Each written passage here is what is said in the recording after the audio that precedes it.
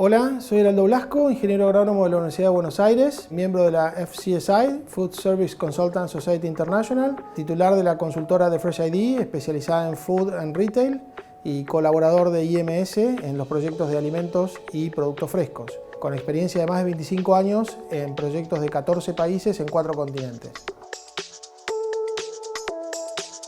Para entender fundamentalmente cuál es el principio básico del Dry Age, es interesante compararlo con el envasado al vacío o Wet Age, como lo mencionan los americanos. Básicamente en el Wet Age hay una atmósfera anaeróbica, es decir, se retiró el oxígeno del empaque del producto manteniéndolo en condiciones anaeróbicas. En el caso del Dry Age, al estar en un gabinete abierto, es una atmósfera común, aeróbica, lo que propone cambios sustanciales en cuanto a la evolución en la microbiología de cada uno de los cortes y los efectos que eso tiene en el producto final al momento de ser consumido. En el caso del Wet Age o del envasado al vacío, al estar contenido en una funda, la retención de líquidos es absoluta, hay muy poco drenaje de proteína como merma, pero en general el líquido se mantiene dentro del músculo. En el caso del Wet Age, por contrario, lo que hay es una deshidratación controlada, es decir, en base a la humedad relativa de la atmósfera del gabinete donde se mantenga el corte, la pérdida de humedad,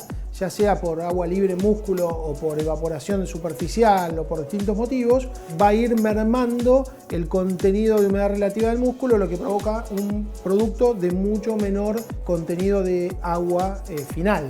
Fundamentalmente la diferencia de los dos métodos que estamos comparando es el producto final en términos organolépticos y de palatabilidad. En el producto envasado al vacío se mantienen las condiciones originales del músculo y es básicamente el producto que hemos consumido históricamente en nuestro país en forma normal. En el caso del Dry Age, al producirse esa deshidratación, lo que se genera es una concentración muy importante del flavor, que eso es el sabor y aroma, que propone un producto notoriamente distinto en términos de consumo y palatabilidad. Hay otras cuestiones también relacionadas al tema de seguridad alimentaria. En el caso del Wet Age, manteniendo estable la temperatura de almacenamiento entre los 0 y 4 y con una carga original según normas estándar sanitarias, el producto mantiene una inocuidad bastante asegurada. En el caso del Dry Age, los parámetros son bastante más finos, hay que tener mucho cuidado en que se cumpla todos los procesos de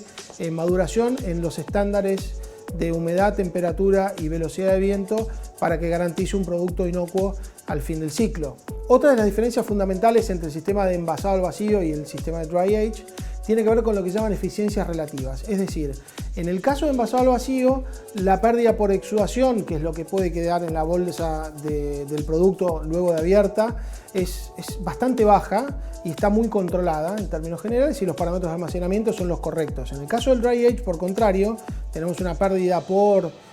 deshidratación que puede rondar entre los 6 y los 12 puntos o 15 puntos, más todo aquello que es el material de remoción que hay que hacerle al corte, el dressing del corte para el consumo. Por tanto, estamos hablando de un producto que prácticamente tiene una merma nula respecto a otro que estás hablando de un término de 35% estándar de diferencia de peso. Eso hace que todo el proceso del Dry Age sea, por supuesto, mucho más costoso, en donde se vincula el periodo de permanencia, las condiciones de control de atmósfera para que el producto evolucione de forma positiva y por último las mermas que son reales al momento del consumo. Entonces la comparativa en términos de eficiencia económica del producto al vacío versus el Dry Age son muy sustanciales. Si bien es notablemente más costoso el desarrollo de un producto Dry Age que uno en base al vacío tradicional, el producto final obtenido es sustancialmente distinto. Las características de palatabilidad, de flavor, el sabor, otorgan a ese producto un nuevo estándar en términos de gourmetización o demanda de los clientes de unas nuevas alternativas en el consumo de carnes. Es por eso que la diferencia en términos económicos termina siendo compensada por un mayor precio de venta que el cliente está dispuesto a pagar por esas características que mencionamos anteriormente. En términos de seguridad alimentaria, y dada la difusión que tiene la metodología de envasado al vacío, por supuesto que también hay diferencias. En el caso del dry age hay que tener los parámetros de mantenimiento del producto durante todo el proceso de anijamiento muy bien controlados, con parámetros bastante exigentes en el rango de funcionamiento, dado que si no se cumple con esos parámetros existe la posibilidad de que el producto evolucione negativamente y haya deterioro en la mercadería almacenada.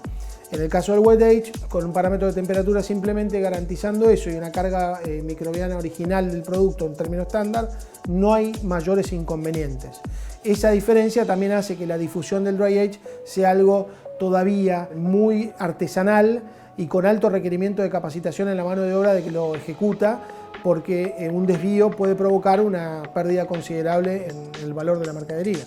El desarrollo del proceso de dry age requiere de una mano de obra muy calificada, en general está enfocada en la nueva generación de custom batchers, los carniceros de la nueva generación que prestan muchísima atención a los detalles y cuidan de todos estos parámetros a lo largo de todo el proceso, dado que es un producto vivo, el músculo que evoluciona a través del tiempo y requiere de mucha mayor atención a la forma tradicional de comercialización, que es la carne al vacío.